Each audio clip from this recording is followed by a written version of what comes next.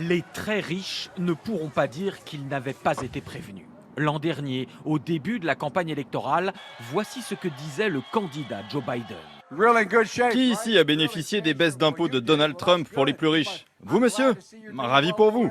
Mais vous savez quoi? Si vous m'élisez moi, je ne vais pas baisser vos impôts, je vais les augmenter.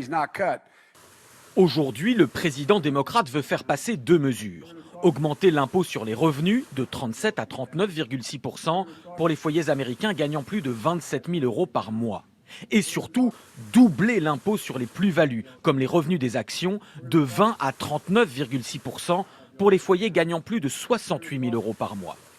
L'augmentation ne concernerait que les 0,3% des Américains les plus riches et permettrait de financer les infrastructures publiques et l'éducation.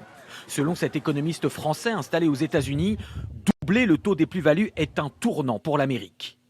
Joe Biden fait assez fort, il le fait monter à un niveau qui est sans précédent depuis plus d'un siècle. Et donc c'est là que Biden brise certains tabous.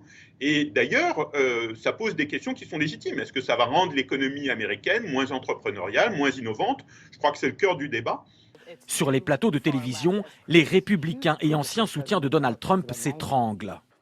La question de surtaxer les plus-values, c'est rien de moins que la redistribution des revenus. Ça s'appelle le socialisme. En redistribuant mieux les richesses, Joe Biden veut faire revenir l'État-providence aux États-Unis. Et les Américains semblent plutôt d'accord. À 54% d'opinion favorable, Joe Biden fait plus de 10 points de mieux que son prédécesseur Donald Trump à la même époque.